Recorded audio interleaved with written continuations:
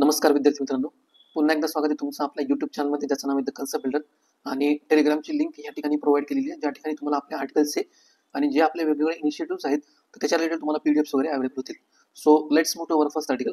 तर basically first आर्टिकलचा reference काय आहे की मुंबईमध्ये घाटकोपर एरियामध्ये काय झालं रिसेंटली, जे फ्लेमिंगो पक्षी असतात तर जवळपास 30 ते 40 फ्लेमिंगो पक्षी हे डेड अवस्थेमध्ये सापडलेले आहेत ऑथॉरिटीजला. तर याचं रिझन्स काय आहे, तर प्लेन क्रॅशमध्ये त्यांची डेथ झालेली असं सांगितलं आहे. तर एक्झामच्या पर्स्पेक्टिव्ह आपल्यासाठी काय महत्त्वाचं आहे की फ्लेमिंगो बद्दल आपण माहिती घेऊया. ठीक आहे, म्हणजे त्यांचं IUCN स्टेटस असेल किंवा कन्झर्वेशन एफर्ट्स वगैरे असतील किंवा जे काही मायग्रेटरी त्यांचे रूट्स वगैरे आहेत त्याच्याबद्दल आपण जाणून घेऊया. तर बेसिकली फ्लेमिंगो काय असतात की हा एक पक्षाचा प्रकार आहे ज्याच्यामध्ये त्याचे जे पाय असतात, मान असते किंवा जे चोच असतात आपण बिक्स असं म्हणतो, तर ही लांब असते. ठीक आहे, तर एक मिनिट तुम्हाला मी फोटोमध्ये दाखवतो. तर अशा प्रकारचे फ्लेमिंगोज असतात. ठीक आहे, म्हणजे त्यांचे पाय बघा अबव नॉर्मल आहेत, मान आणि चोच. ठीक आहे, तर हे त्यांचं मेन कॅरेक्टरिस्टिक फीचर आहे. याच्यावर ते काय होतात की इझिली आयडेंटिफाय होतात. तर याच्यामध्ये ना दोन प्रकार येतात फ्लेमिंगोचे. एक असतो लेसर फ्लेमिंगो आणि दुसरा असतो लार्जर फ्लेमिंगो. ठीक आहे, तर हे फक्त साईजवर डिपेंड करतं. हे 5 ते 6 फूटपर्यंत असतात आणि हे 3 ते 4 फूटपर्यंत हाईटमध्ये असतात. याचं जर IUCN स्टेटस जर बघितलं तर ग्रेटर फ्लेमिंगोचं IUCN स्टेटस आहे वर्ल्डमध्ये. बेसिकली कुठे आढळतात, युरोप, आफ्रिका आणि एशियन कंटिनेंटमध्ये आढळतात.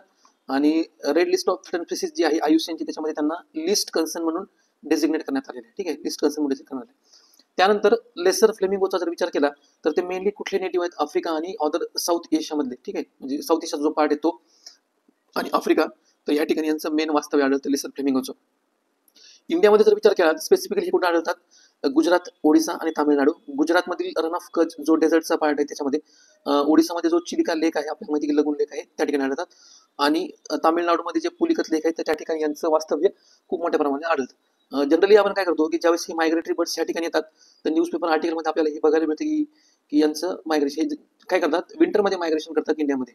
ठीक आहे, जनरली हे विंटरमध्ये मायग्रेशन करतात इंडियामध्ये. ब्रीडिंग ग्राउंड्स यांचं इंडियामध्ये आहे. आणि हे जे फ्लेमिंगोज असतात तर बेसिकली हे आहे फ्लॉकमध्ये मूव्ह करतात. फ्लॉकमध्ये म्हणजे कसं, थव्यामध्ये मूव्ह करतात हे. आणि यांचं जर मायग्रेशनचा जर पॅटर्न बघितला तर Africa, mostly different parts of the world, mostly from the Africa during winter ही मूव्ह होतात. And they stay in places from November to May, particularly in India. म्हणजे नोव्हेंबरपासून मे पर्यंत हे भारतामध्ये थांबतात. आणि ज्यावेळेस म्हणजे हिवाळा स्टार्ट होतो ना, तर हिवाळा स्टार्ट झाल्यापासून काय होतं, ते आफ्रिकेमधनं इंडियामध्ये येतात आणि परत हे युरोपमध्ये त्यावेळेस ते मूव्ह होतात. म्हणजे मे संपला की त्यांचं परत मायग्रेशन चालू होतं. इंडियामध्ये जर त्यांचं स्टेटस जर कन्सिडर केलं आपलं कन्झर्वेशन स्टेटस, तर हे लेसर फ्लेमिंगो आहेत, हे नियर थ्रेटन आहेत. ठीक आहे, तर दोन गोष्टी तुम्हाला लक्षात ठेवायच्यात. ग्रेटर फ्लेमिंगो जो आहेत तर त्यांचं स्टेटस काय आहे, लिस्ट कन्सर्न आहे. आणि हे लेसर फ्लेमिंगो जे आहेत त्यांचं स्टेटस काय, नियर थ्रेटन हे आहे. ठीक आहे, इम्पॉर्टंट पॉईंट एकदमच्या पर्स्पेक्टिव्हनं. तर यांचं IUCN स्टेटस लक्षात ठेवा. प्रॅक्टिससाठी तुम्हाला या ठिकाणी क्वेश्चन प्रोव्हाइड केलेला आहे IUCN status related, greater flamingo किंवा लेसर फ्लेमिंगोच्या रिलेटेड तुम्ही तो सॉल्व्ह करून घ्यायचा आहे. नेक्स्ट आपलं आर्टिकल आहे टाइम ऑफ पॅराडिप्लोमसी. तर बेसिकली ह्या आर्टिकलचा कंटेक्स्ट काय आहे की शिरोमणी अकाली दल ही पार्टी जी याच्यामध्ये आहे. तर ह्या आर्टिकलचा कंटेक्स्ट काय आहे, पंजाबमध्ये जी शिरोमणी अकाली दल पार्टी आहे त्यांनी काय प्रॉमिस केलेलं आहे, जे करतारपूर साहेब हे रेस्टिंग प्लेस होतं गुरु नानक यांचं, तर त्यांना इंडियामध्ये ते जे म्हणजे निवडून आल्यानंतर ते काय करतील, इंडियामध्ये त्यांना इन्क्लूड करण्याचा प्रयत्न करून घेतील. ठीक आहे, त्यांच्या मॅनिफेस्टोमध्ये त्यांनी सांगितलेलं आहे. तर एक्झामच्या पर्स्पेक्टिव्ह आपल्यासाठी जे इम्पॉर्टंट पॉईंट आहेत आपण ते बघूया. तर पहिला इम्पॉर्टंट पॉईंट आहे पॅराडिप्लोमसी. तर बेसिकली पॅराडिप्लोमसी काय असतं की जे सबनॅशनल युनिट्स असतात किंवा एंटिटीज असतात, फॉर एक्झाम्पल एखादं प्रोव्हिन्स असेल किंवा स्टेट असेल किंवा म्युन्सिपालिटीज असेल, तर यांचं जे पार्टिसिपेशन आहे डिप्लोमॅसीमध्ये किंवा एंगेजमेंटमध्ये इंटरनॅशनल अफेअर्समध्ये, तर ते इन्क्रीज होणं त्यालाच काय म्हणतात, पॅराडिप्लोमसी असं म्हणतात. ठीक आहे, आणि बेसिकली ह्या पॅराडिप्लोमसीमध्ये कोण असतात की रिजनल आणि लोकल गव्हर्नमेंट त्यांची एंगेजमेंट जास्त असते, त्यांची ऍक्टिव्हिटी जास्त असतात. आणि हे कशामार्फत ही जी पॅराडिप्लोमसी आहे ते कॅरी आउट करण्याचा प्रयत्न करतात. ट्रेड इन्व्हेस्टमेंट प्रमोशन असेल किंवा कल्चरल एक्सचेंज वगैरे असतील प्रोग्राम वगैरे त्याच्यामार्फत, किंवा टुरिझमला इन्क्रीज करून किंवा एनहान्स करून, किंवा एन्व्हायरमेंटच्या रिलेटेड प्रोटेक्शन वगैरे अशा जे अग्रीमेंट्स वगैरे आहेत, तर ह्या बेसनं काय करतात ते पॅराडिप्लोमसी कॅरी आउट करण्याचा प्रयत्न करतात. म्हणजे रिसेंटली आपण जे बघितलं होतं इव्हेंट की करतारपूर साहेबच्या वेळेस, तर ते काय होतं की इट इज एक्झाम्पल ऑफ पॅराडिप्लोमसी. तर एक्झाम्पलमध्ये जर बघितलं तर गुजरात किंवा केरला म्हणजे इंडियन स्टेट्स जर विचार केला तर गुजरात ह्या स्टेटचे युनायटेड अरब इमिरेट्स जे आहेत त्यांच्याबरोबर सिग्निफिकंट इकॉनॉमिक टाईजचं डेव्हलपमेंट आहे. ठीक आहे, म्हणजे तिथले जे चीफ मिनिस्टर होते गुजरातचे 2019ला, त्यांनी काय केलं होतं, प्रमोशन, इन्व्हेस्टमेंट आणि टुरिझमच्या पर्स्पेक्टिव्हनं काय केलं होतं, गुजरात आणि युनायटेड अरब इमिरेट्स यांच्याबरोबर काय झालेलं आहे, ॲग्रीमेंट साईन झाले. नेक्स्ट एक्झाम्पल आहे केरला. तर याचं बेस्ट एक्झाम्पल केरळाचं काय की मिडल ईस्टमध्ये केरलाइट्स हे खूप मोठ्या प्रमाणामध्ये आपल्याला पण माहिती आहे. आणि त्यांनी काय केलेलं आहे, त्यातल्या केरळच्या सिटीजन्सला व्यवस्थित त्यांचं फॅसिलिटेशन हवं, त्यांना कोणतीच अडचण होती म्हणून केरळने काय केलेलं आहे, department of non resident Keralites in या मिडल ईस्ट कंट्रीमध्ये ते एस्टॅब्लिश केलेलं आहे. ठीक आहे, तर हे दोन एक्झाम्पल आहेत पॅराडिप्लोमॅसीचे. तर तुम्हाला एक्झाम्पलवरून समजून येईल की बाबा कशा प्रकारे ही वर्क करते पॅराडिप्लोमॅसी. आता हे पॅराडिप्लोमॅसी आणि आपण जे कन्व्हेन्शनल डिप्लोमॅसी बिटवीन कंट्रीज असतात, ठीक आहे, तर त्याच्यामधला फरक जाणून घेऊयात. तर बेसिकली हे कन्व्हेन्शनल डिप्लोमॅसी जे असतं त्याला आपण नॉर्मल किंवा ट्रॅक वन डिप्लोमॅसी असं पण म्हणतो. तर त्याच्यामध्ये इन्व्हॉल्वमेंटचे ऍक्टर जे असतात हे काय असतात, नॅशनल गव्हर्नमेंट असतात, ठीक आहे. आणि नॅशनल गव्हर्नमेंटच्या मार्फत फॉरेन मिनिस्टर असतील किंवा कंट्रीजमधल्या एम्बसीज असतील तर ते काय करतात, रोल प्ले करतात याच्यामध्ये इम्पॉर्टंट. पॅराडिप्लोमॅसी जर विचार केला आताच पण बघितलं होतं, सब नॅशनल जे ऍक्टर्स असतात, फॉर एक्झाम्पल स्टेट असेल, म्युन्सिपालिटीज किंवा सिटीज वगैरे असतील किंवा वेगवेगळ्या ऑर्गनायझेशन वगैरे असतील तर त्यांचा इम्पॉर्टंट रोल याच्यामध्ये असतो. फोकस एरिया जर बघितला कन्व्हेन्शनल डिप्लोमॅटिक रिलेशनचा, तर मेन फोकस एरियांचा असतो की पॉलिटिकल आणि सिक्युरिटीचे टाईज आहेत किंवा रिलेशन्स वगैरे, डिफेन्स कॉपरेशन असेल किंवा पॉलिटिकल रिलेशन जे असतात ते इम्प्रूव्ह करणं यांचा फोकस एरिया असतो. आणि पॅराडिप्लोमॅसीचा जर फोकस एरिया असतो त्याला आपण काय म्हणू शकतो की सोशल गोष्टी असतील किंवा कल्चरल कॉपरेशन वगैरे असेल तर हा त्यांचा main focus area of corporation असतो. याच्यामध्ये जर चॅनलचा विचार केला कन्व्हेन्शनल डिप्लोमॅटिक रिलेशनशिपमध्ये तर फॉर्मल चॅनल असतात, जसे की एखादी कंट्री दुसऱ्या कंट्रीवर काय करते, अग्रीमेंट साईन करते, ट्रिटी साईन करते किंवा डिप्लोमॅटिक वेगवेगळे मिशन्स वगैरे असतात. तर यांच्या मार्फत काय होतं, ह्या चॅनलच्या मार्फत हे डिप्लोमॅटिक रिलेशन जे ते कॅरी आउट केले जातात. पण पॅराडिप्लोमॅसीमध्ये जे असतात ते हे इन्फॉर्मल चॅनल असतात, म्हणजे for example sister city agreements वगैरे असतील किंवा कल्चरल एक्सचेंज प्रोग्राम वगैरे असतील तर अशा प्रकारचे जे चॅनल्स वगैरे असतात. गोलचा जर विचार केला कन्व्हेन्शनल डिप्लोमॅटिक रिलेशनमध्ये तर याच्यामध्ये काय होतं की नॅशनल इंटरेस्ट हा प्रायोरिटी गोल असतो. आणि पॅराडिप्लोमॅसीमध्ये काय की जे काही रिजनल किंवा लोकल कन्सर्न्स असतात तिथे लोकांना अफेक्ट होणारे तर ते याच्यामध्ये प्रायोरिटी असते पॅराडिप्लोमॅसीमध्ये, ठीक आहे. नेक्स्ट आपला कीवर्ड्स आहे टाउन डिप्लोमॅसी. तर बेसिकली जसं पॅराडिप्लोमॅसीमध्ये आपण बघितलं होतं की प्रोव्हिन्स असेल किंवा एखादं स्टेट वगैरे असेल त्यांची इन्व्हॉल्वमेंट जास्त असते, तसंच टाउन डिप्लोमॅसीमध्ये काय असतं की सिटीज किंवा टाउनची इन्व्हॉल्वमेंट जी असते तर त्याच्यामध्ये असते, ठीक आहे. तर याच्यामध्ये जर टाउन डिप्लोमॅसी जर बघितलं एम बघितलं तर काय की ट्रेड वाढवणं दोन सिटीज मधलं, म्हणजे फॉर एक्झाम्पल दोन इंडस्ट्रियल सिटीज वगैरे आहेत त्यांच्यामधनं ट्रेड वाढवणं किंवा कल्चरल किंवा टुरिझमचे कॉपरेशन आहे तर ते इन्क्रीज करणं किंवा एन्व्हायरमेंट प्रोटेक्शनच्या रिलेटेड जे काही अग्रीमेंट्स वगैरे असेल तर त्या सिटीज किंवा टाउन मधनं वाढलं त्यालाच काय म्हणतात, बेसिकली टाउन डिप्लोमॅसी असं म्हणतात. प्रॉमिनंट एक्झाम्पल जर बघितले तर इंडियामध्ये पुणे आणि चायनामध्ये जे बीजिंग आहे तर त्यांच्यामध्ये काय झालेलं आहे, अग्रीमेंट झालेले सिस्टर सिटी अग्रीमेंट. तर बेसिकली हे अग्रीमेंट कशाच्या रिलेटेड आहे तर सिटीजचं डेव्हलपमेंट करणं. त्यासाठी त्यांनी काय केलेले असतात की कॉमन ग्राउंड जे असतात ते फाइंड आउट केले असतात. फॉर एक्झाम्पल कल्चरल, एज्युकेशनल किंवा इकॉनॉमिक एक्सचेंज वगैरे असतात तर याच्या रिलेटेड ह्या गोष्टी वगैरे असतात, ठीक आहे. नेक्स्ट आपलं एक्झाम्पल आहे new Delhi Moscow friendship city agreement. तर बेसिकली हे याच्यामध्ये जे की फोकस एरिया होते तर कोणते कोणते होते, कॉपरेशनच्या रिलेटेड, ट्रेड रिलेटेड असेल किंवा कल्चरल, एज्युकेशन किंवा टुरिझम आणि सिटी प्लॅनिंगच्या रिलेटेड न्यू दिल्ली आणि मॉस्को यांच्यामध्ये एक टाउन डिप्लोमॅसीच्या रिलेटेड फ्रेंडशिप सिटी अग्रीमेंट हे झालेलं होतं, ठीक आहे. तर हे दोन प्रॉमिनंट एक्झाम्पल होते. नेक्स्ट आपला आर्टिकलचं हेडिंग आहे, एक युनायटेड नेशनचा रिपोर्ट आलेला आहे. तर त्या युनायटेड नेशनच्या रिपोर्टचं नाव काय आहे, डिग्रेडेशन ऑफ रेंज लँड. तर बेसिकली आपल्या एक्झामच्या पर्स्पेक्टिव्ह आपल्यासाठी काय महत्त्वाचं आहे तर रेंज लँड काय असतात, कशाच्या रिलेटेड आहेत आणि याच्या रिलेटेड ज्या कम्युनिटीज वगैरे आहेत तर ते आपण बघूया, ठीक आहे. तर बेसिकली रेंज लँड काय असतं की हे जे लाईव्ह स्टॉक असतात म्हणजे आपले जे चरणारे जे गुरं वगैरे असतात त्यांच्यासाठी एक ग्रेझिंग लँड असते, ठीक आहे. म्हणजे natural ecosystem that support the grazing of live stock. तर जे ग्रेझिंग अॅनिमल असतात किंवा गुरे वगैरे असतात तर त्यांच्यासाठी जी लँड असते त्यालाच काय म्हणतात, रेंज लँड असं म्हणतात. त्याच्यामध्ये ग्रासलँड असेल, श्रब लँड असेल, वुडलँड असेल किंवा डेझर्ट वगैरे असेल तर याचा समावेश होतो. आणि एक्झाम्पलमध्ये जर बघितलं तर वेस्टर्न घाटचा जो पार्ट आहे तो किंवा थार डेझर्टमध्ये जो श्रब लँड आहे तर याच्यामध्ये त्याचा समावेश होतो, ठीक आहे. त्याच्यानंतर नेक्स्ट इम्पॉर्टंट कीवर्ड्स आपल्यासाठी आहे पास्टोरलिस्ट. तर बेसिकली हे पास्टोरलिस्ट कोण असतात माहिती आहे का, की ज्यांच्याकडे हे खूप मोठ्या प्रमाणामध्ये लाईव्ह स्टॉक्स असतात तर ते काय करतात, मुवमेंट करत असतात. म्हणजे जो चारा आहे त्याला आपण काय म्हणतो, पास्टर असं म्हणतो. तर त्याच्या सर्चमध्ये काय करत असतात, एका प्लेसवरनं दुसऱ्या प्लेसवर काय करत असतात, सर्च ते मुवमेंट करत असतात.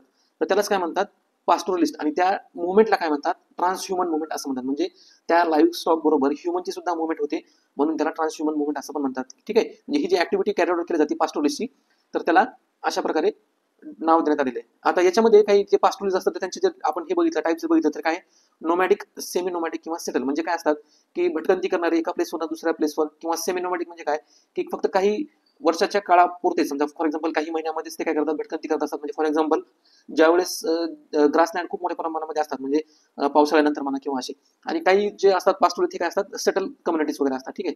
नॅशनल सॅम्पल सर्वेचा जर विचार केला तर यांनी काय केलं होतं, डेटा प्रोव्हाइड केला होता आणि त्याच्यामध्ये असं सांगितलं होतं की जवळपास 5.9 मिलियन हाऊस होल्ड जे तर इंडियामध्ये ते पास्टोरलिस्ट आहेत आणि त्यांचं जर टोटल पॉप्युलेशन जर काउंट केलं तर हे 35 मिलियन म्हणजे जवळपास 3-3.5 ते 4 कोटीच्या आसपास त्यांचं येतं, ठीक आहे. ह्या आर्टिकलमध्ये जे इम्पॉर्टंट कम्युनिटीज सांगितल्या होत्या पास्टोरच्या बाबतीत तर आपण ते बघूयात.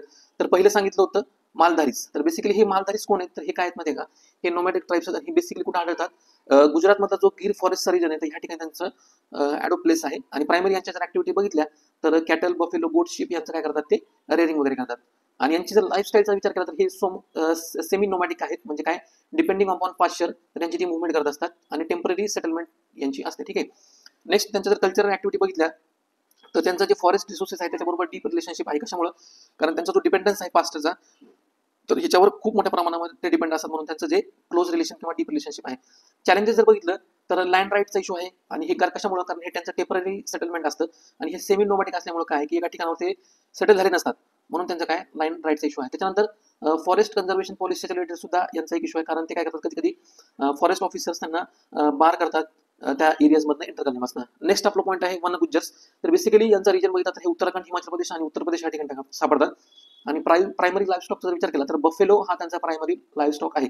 लाईफस्टाईलचा जर विचार केला तर हे nomadic depending upon seasonal migration पण असते यांचं, low land to alpine meadows. म्हणजे बेसिकली काय होतं, ज्यावेळेस पाश्चर हे अल्पाईन भागामध्ये सापडतं, म्हणजे खूप मोठ्या प्रमाणामध्ये येतं, तर त्यावेळेस काय करतात ते बेसपासून लो लँडपासून काय करतात इथं मुवमेंट करतात. ठीक आहे. आणि ज्यावेळेस पाश्चर खतम होतं हायलँड्सवरचं अल्पाईन रिजनवरचं, तर ते काय करतात परत त्यांची मुवमेंट काय होते की लो लँडला होते. अशा प्रकारे हे वन गुज्जर्स उत्तराखंड, हिमाचल प्रदेश किंवा उत्तर प्रदेशमध्ये हे मुवमेंट करत असतात. यांचं कल्चरल हायलाइट जर बघितलं तर हे यांचं रिलायन्स कशावर आहे, म्हणजे यांचं डिपेंडन्स कशावर आहे, फॉरेस्ट रिसोर्सेस म्हणा किंवा जे मेडिसिनल प्लांट जे आहेत त्याच्यावर त्यांचं ट्रॅडिशनल नॉलेजवर त्यांचा डिपेंडन्स आहे. चॅलेंजेस बघितलं तर तेच फॉरेस्ट ॲसेस रेस्ट्रिक्शन असतील किंवा कन्झर्वेशन पॉलिसीज वगैरे असतील गव्हर्नमेंटच्या, तर त्यांना ते रिस्ट्रिक्ट करत असतात. नेक्स्ट आहे हर्बारीज. तर बेसिकली हर्बारीज कुठे आढळतात? गुजरात आणि राजस्थान हे त्यांचे दोन प्रॉमिनंट स्टेट आहेत. आणि यांचं प्रायमरी लाईफ स्टॉक जर बघितलं तर कॅमल, गोट्स किंवा कॅटल जे आहे, तर कॅमल त्यांचा प्रायमरी आणि गोट प्रायमरी लाईफ स्टॉक आहे. लाईफ स्टॉक बघितलं काय सेमी नोमॅटिक यांचं आहे. तेच मग हे सेमी नोमॅटिक कशामुळे की डिपेंडिंग अपॉन पाश्चर समजा कुठं आढळतं तर त्याच्यानुसार त्यांचं ती लाईफस्टाईल सेट होते. नेक्स्ट जर आपण कल्चरल हायलाइटचा विचार केला तर यांचं डिस्टिंक्ट अटायर असतं. म्हणजे फॉर एक्झाम्पल आपण बघतो की महाराष्ट्रामध्ये सुद्धा यांचे काय येतात आपल्याला बघायला मिळतात, म्हणजे कॅमल बरोबर त्याच्या गोट्स वगैरे असतात, तर त्याच्यामध्ये सिल्वर ज्वेलरी असेल किंवा रिच त्याचा खूप मोठ्या प्रमाणामध्ये आपल्याला हे लोक बघायला मिळतात. चॅलेंज जर विचार केला तर मॉडर्नायझेशनचा चॅलेंज त्यांच्यामध्ये आहे, आणि लँड राईटचा सुद्धा हे सेमी नोमॅटिक असल्यामुळे त्यांच्या सुद्धा लँड राईटचा इश्यू वगैरे आहे. नेक्स्ट आपलं जे कन्व्हेन्शन आहे या आर्टिकलमध्ये सांगितलेलं आहे, तर ते इम्पॉर्टंट कन्व्हेन्शन काय की United Nation convention to combat desertification. तर बेसिकली हे sole legally binding international agreement आहे. कशाच्या रिलेटेड? डेझर्टिफिकेशन किंवा सस्टेनेबल लँड मॅनेजमेंटच्या ज्या प्रॅक्टिसेस वगैरे आहेत त्याच्या रिलेटेड. याची स्थापना कधी झाली होती? 1994 मध्ये याची स्थापना झाली होती. आणि याचा फोकस एरिया जर बघितला तर हे काय करतं, ड्राय लँड असतील म्हणजे ॲरिड असेल, सेमी ॲरिड किंवा ड्राय सब ह्युमिड एरियाज रिलेटेड ज्या लँड असतील तर त्याच्या रिलेटेड याचा फोकस एरिया आहे. याच्यामध्ये जर पार्टीजचा जर विचार केला तर बेसिकली याची नियर युनिव्हर्सलशिप मेंबर आहे, म्हणजे 196 कंट्रीज याच्या पार्टीज आहेत, ज्याच्यामध्ये 196 कंट्रीज येतात प्लस 1 युरोपियन युनियनचा याच्यामध्ये पार्ट आहे. याच्या गोलचा जर विचार केला तर काय की जे लिव्हिंग कंडिशन्स आहेत समजा ड्रायलँड मधल्या, तर त्या इम्प्रूव्ह करणं किंवा त्यांना काय करणं, मेंटेन किंवा रिस्टोर करणं, आणि ज्या ड्रॉटचे इफेक्ट्स वगैरे आहेत ते काय करणं, मिटिगेट करणं, हा त्यांचा मेन पर्पज किंवा गोल आहे. त्यांचं जर कोलॅबरेशन बघितलं तर हे काय करतात, ऑलरेडी ज्या एन्व्हायरमेंटच्या रिलेटेड अग्रीमेंट्स वगैरे त्याच्याबरोबर कोलॅबरेशन करतात. For example convention on biological diversity किंवा UNFCC, त्यालाच आपण United nation framework convention on climate change असं पण म्हणतो. ठीक आहे. नेक्स्ट यांचं एक इम्पॉर्टंट स्ट्रॅटेजिक फ्रेमवर्क आहे UNCCD 2018 ते 2030. हे स्ट्रॅटेजिक फ्रेमवर्क आहे.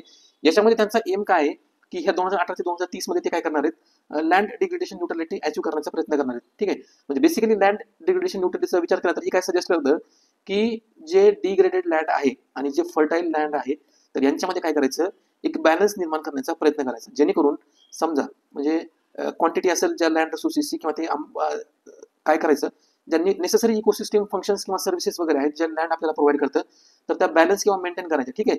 फर्टाईल लँड मधल्या आणि डिग्रेडेड लँड मधल्या, त्यालाच काय म्हणतात, लँड डिग्रेडेशन न्यूट्रलिटी. त्याच्यामध्ये त्यांचे मेन फोकस कशावर असणार आहे की त्या लँडचं डिग्रेडेड लँड आहे त्यांचं रिस्टोरेशन करायचं, किंवा जे लाईव्हलीहुड्स वगैरे आहेत त्यांची इम्प्रुव्हमेंट करायची, आणि जो reduce drought impact on vulnerable population, म्हणजे ड्रॉटचा जो इम्पॅक्ट झालेला आहे त्या पॉप्युलेशनवर त्यांचा इम्पॅक्ट करायचा, रिड्यूस करायचा, हे त्याच्या मेन फ्रेमवर्कचे इम्पॉर्टंट की पॉईंट्स आहेत. नेक्स्ट आपलं जे पॉईंट आहे UNCCD प्लस सस्टेनेबल डेव्हलपमेंट गोल. तर बेसिकली जे सस्टेनेबल डेव्हलपमेंट गोल 15 जे आहे, protection of the planet from degradation and sustainable managing resource, तर हे काय करतात त्याच्याबरोबर ते अपहोल्ड करण्याचा किंवा इम्प्रूव्ह करण्याचा प्रयत्न हे United Nation convention on desertification करत असतं. UPSC मध्ये 2016ला PYQ म्हणून हा याच्यावर United Nation convention to combat desertification याचा प्रश्न आलेला आहे. तर त्याच पर्स्पेक्टिव्ह आपण काय करतो, जे फक्त इम्पॉर्टंट पॉईंट्स आपल्या एक्झामच्या पर्स्पेक्टिव्ह महत्वाचे आहेत तर आपण ते तसे डिस्कस करत असतो. ठीक आहे. नेक्स्ट आपला आर्टिकल आहे की कोपर्निकस इमर्जन्सी मॅनेजमेंट सर्व्हिसेस. तर बेसिकली याचा आर्टिकलचा कंटेक्स्ट काय की रिसेंटली जे इराणचे प्रेसिडेंट होते इब्राहिम रायसी, तर यांचं जे हेलिकॉप्टर क्रॅश झालं होतं तर त्यांना फाइंड आउट करण्यासाठी या कोपर्निकस इमर्जन्सी मॅनेजमेंट सर्व्हिसेसचा मदत घेतली गेलेली आहे. ठीक आहे. तर आपण बघूया की हे कशा प्रकारे वर्क करतं, याच्यामध्ये कोणत्या प्रकारचे सिस्टीम आणि सॅटेलाइट असतात. तर पहिलं आहे की रॅपिड सॅटेलाइट मॅपिंग सिस्टीम, म्हणजे त्यांनी ह्या कोपर्निकस सॅटेलाइटनं ज्या टेक्नॉलॉजीचा यूज केला त्याला काय म्हणतात, रॅपिड सॅटेलाइट मॅपिंग सर्व्हिस असं म्हणतात. याच्यामध्ये काय केलं जातं की क्विक आणि इफिशियंट मॅनरमध्ये मॅप्स क्रिएट केले जातात, म्हणजे जो सॅटेलाइटपासून डेटा अवेलेबल होतो त्या डेटाच्या बेसिसवर काय केलं जातं, रिअल टाइम किंवा नियर रिअल टाइम क्विक आणि इफिशियंट मॅनरमध्ये मॅप्स क्रिएट केले जातात आणि त्याच्यावरनं एखाद्या लोकेशनचं आपल्याला काय मिळतं की पूर्ण जो मॅप आहे तर ते डेमोग्राफिक मॅप जे आपल्याला त्याच्यामध्ये मिळतात. ठीक आहे, तर याच्यामध्ये काय केलं जातं की टाइमली मॅप प्रोव्हाइड केले जातात किंवा डिटेल्स मॅप याच्यामध्ये असतात की आणि याचा जर पर्पज बघितला तर कशासाठी ही मॅप प्रोव्हाइड केले जातात. फॉर एक्झाम्पल एखाद्या कंट्रीमध्ये डिझास्टर हिट झाला असेल तर त्यांना रिस्पॉन्स करण्यासाठी म्हणजे किती एरिया अफेक्ट झालेला आहे ते माहिती करून घेण्यासाठी त्या सॅटेलाइटचा किंवा एन्व्हायरमेंटल मॉनिटरिंग करण्यासाठी किंवा अर्बन प्लॅनिंग किंवा मिलिटरी ऑपरेशनसाठी सुद्धा या रॅपिड सॅटेलाइट मॅपिंग सर्व्हिसचा उपयोग केला जातो. तर याच्यामध्ये दोन कंपोनंट आहे, एक तर काय की हाय रिझोल्युशन इमेज किंवा सॅटेलाइट इमेज याच्यामध्ये प्रोव्हाइड केल्या जातात जेणेकरून आपल्याला डिटेल आणि ॲक्युरेट मॅप अवेलेबल होतो. आणि दुसरी गोष्ट काय की रिअल टाइम किंवा नियर रिअल टाइममध्ये आपल्याला त्याच्या रिलेटेड अपडेट्स वगैरे अवेलेबल होतात. नेक्स्ट जो पार्ट आहे तर हा कोपर्निकस प्रोग्रामच्या रिलेटेड आहे. तर बेसिकली हे कोपर्निकस प्रोग्राम काय की हे युरोपियन युनियनचे एक इनिशिएटिव्ह आहे ज्याच्यामध्ये जे अर्थ ऑब्झर्वेशन कॅपेबिलिटीज आहेत तर ते काय करायचं सॅटेलाइटच्या मार्फत डेव्हलप करण्याचा प्रयत्न करायचा. ठीक आहे, आणि याच्यामध्ये हे काय प्रोव्हाइड करतं accurate timely and easy accessible information provide करतं. तेच म्हणजे बाकीच्या आपण बघितल्या गोष्टी की सिक्युरिटीच्या रिलेटेड वगैरे असेल, एन्व्हायरमेंटच्या रिलेटेड असेल किंवा डिझास्टर मॅनेजमेंटच्या रिलेटेड ज्या ॲक्टिव्हिटी वगैरे असेल तर त्या ह्या कोपर्निकस प्रोग्राममधून प्रोव्हाइड केल्या जातात. याच्या की कंपोनंटचा विचार केला तर याच्यामध्ये काय तर बेसिकली 3 सेंटिनल्स सॅटेलाइट आहेत. म्हणजे युरोपियन युनियनने काय केलं होतं सेंटिनल्स नावाचे सॅटेलाइट सोडले होते ह्या कोपर्निकस प्रोग्रामच्या अंडर. ठीक आहे, आणि याचं जर सर्व्हिस प्रोव्हाइड करण्याचं बघितलं तर हे 6 थीमॅटिक एरियाजमध्ये काय काम करतं. पहिलं आहे land monitoring, next one is marine environment monitoring, atmosphere monitoring, climate change, त्याच्यानंतर इमर्जन्सी मॅनेजमेंट आणि सिक्युरिटीच्या रिलेटेड. ठीक आहे, तर यांचे हे 6 थीमॅटिक एरिया आहेत ज्याच्यामध्ये हे मेनली काम करत असतात. यांचं जे प्रिन्सिपल आहे किंवा पॉलिसी आहे तर हे काय करतं ओपन डेटावर वर्क करतं. म्हणजे वर्ल्डमध्ये कोणत्याही कंट्रीजला जर याच्या रिलेटेड इन्फॉर्मेशन पाहिजे असेल मॅपच्या रिलेटेड किंवा थीमॅटिक मॅप वगैरे असतात तर ते फ्रीली ॲसेसेबल याच्यामध्ये मिळतात. ठीक आहे, या रिलेटेड कोपर्निकस इमर्जन्सी मॅनेजमेंट सर्व्हिसच्या रिलेटेड तुम्हाला प्रॅक्टिससाठी क्वेश्चन प्रोव्हाइड करण्यात आला आहे तर तुम्ही सॉल्व्ह करून घ्यायचा आहे. या ठिकाणी आपले जे इम्पॉर्टंट आर्टिकल्स आणि त्याच्या रिलेटेड जो बेसिक थेरीचा पार्ट आहे तर तो संपलेला आहे. जर तुम्हाला आपले आर्टिकल्स आवडत असतील तर आपल्या चॅनलला लाईक करा, सबस्क्राईब करा आणि तुमच्या फ्रेंड्स बरोबर शेअर करा. थँक्यू.